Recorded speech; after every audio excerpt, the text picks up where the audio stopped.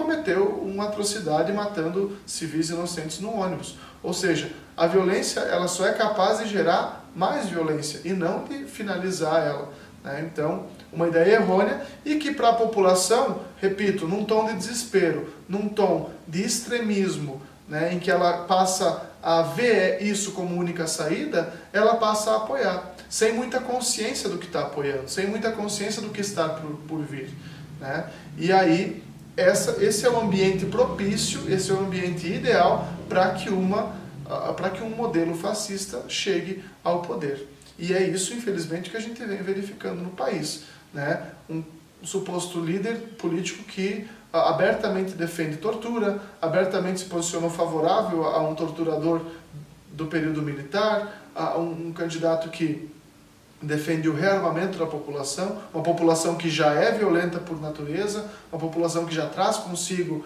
um histórico de crimes passionais, de crimes na família e que vai ser agravado frente a essas medidas, né? E acima de tudo, essa ideia, né, de extremismo político, né, de não admitir uma ideia contrária. As pessoas que defendem o sistema fascista, elas normalmente defendem uma verdade dogmática, uma verdade que para elas é uma verdade, mas que não permite nenhum tipo de discussão, de debate, de interpretação, né? A exemplo disso, nós podemos relacionar com a queima dos livros, a queima de livros na Alemanha nazista, por exemplo, que vai acontecer.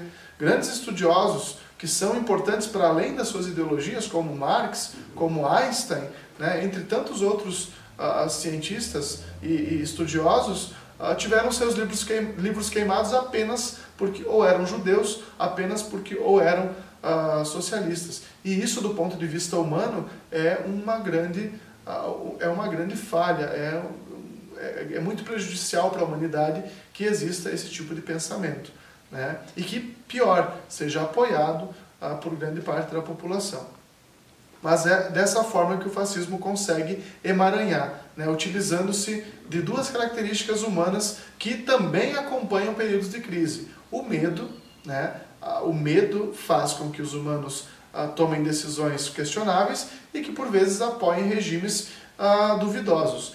E o ódio, né? A partir do momento que você identifica um causador da situação, a partir do momento que você identifica algo como a causa única daquele problema, torna-se fácil realmente de resolver qualquer problema. Como é o caso do Brasil, na qual se houve uma estigma, né, de que apenas determinado grupo é responsável pelo histórico de corrupções no país. O que a gente sabe também, historicamente, que não é verdade, né? A história da corrupção no país, ela acompanha desde o descobrimento, né? E ela não é resolvida com essas medidas de extremismo, mas que para essa parcela da população, que muitas vezes falta a informação correta, isso faz todo sentido. E daí vem esse apoio inconsequente, né, a políticos influenciados pelo fascismo.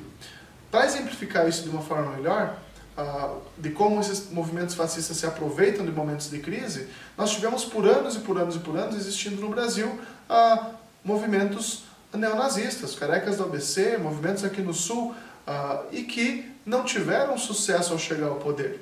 Por quê? Porque eram momentos que não necessariamente existia um momento de extrema crise como é o que a gente vive hoje, né?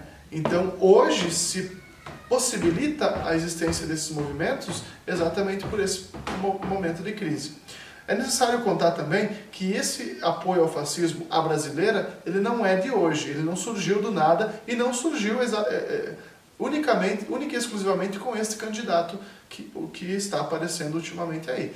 O movimento fascista brasileiro, ele surge lá na década de 30, por um período o próprio Vargas se posicionou como franco, né, apoiador do fascismo. Tivemos também um movimento integralista brasileiro, capitaneado aí pelo Plínio Salgado, um intelectual, né, que defendia um Estado fascista aos moldes do italiano, aos moldes do alemão, na qual era apoiado por um importante pintor do período modernista, que é o Menotti del Picchia, ou seja, pessoas importantes, né, do ponto de vista intelectual, mas que por alguma maneira passaram a apoiar esse regime. Andavam uniformizados, tinham símbolos, tinham saudações, né, todos símbolos, saudações e coisas utilizadas de forma muito, com uma maestria muito grande, né? Que objetivavam o quê? Chamar a atenção, cativar a população para essas ideias, né? A propaganda é muito forte nesses grupos, né? A gente vai ver, por exemplo, hoje, o uso ostensivo das cores verde e amarela da nossa bandeira, remetendo ao quê? Remetendo a um passado que que é estereotipado como glorioso, que é visto como glorioso, que na verdade não é, mas que para a população remete a algo correto, a algo moralmente certo. Então se usa de forma abusiva essas cores para denotar, né, denotar e demonstrar que tal candidato está do lado correto, do ponto de vista moral. E as pessoas, na sua ingenuidade, na sua falta de informação, elas acabam aderindo a esses movimentos. Uma coisa que favorece muito a ascensão desses movimentos é a falta de informação.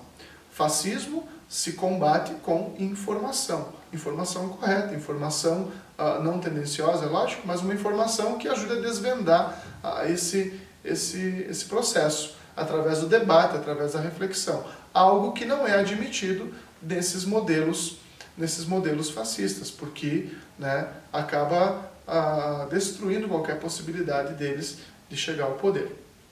Antes de mais nada, é preciso entender que, para além de partidarismos, para além de ideologias, o modelo fascista já se provou historicamente ser um modelo desumano, um modelo que foi responsável no século passado por grandes atrocidades, né? Afinal de contas, 6 milhões de judeus morreram só porque eram judeus, né? Muitas pessoas, muitos professores, muitos intelectuais morreram na Itália apenas porque tinham ideias políticas diferentes de quem estava no poder.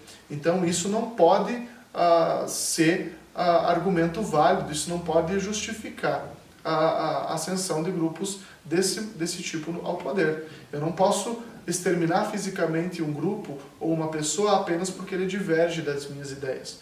Então, do ponto de vista humano, aderir a um modelo fascista, aderir a um Estado fascista é um grande retrocesso, certo? Porque demonstra que uma ideia pode ser trocada por uma vida, o que não pode ser correto, repito, do ponto de vista humano. Para finalizar a minha fala, eu cito Bertolt Brecht, que diz: a cadela do fascismo está sempre no cio.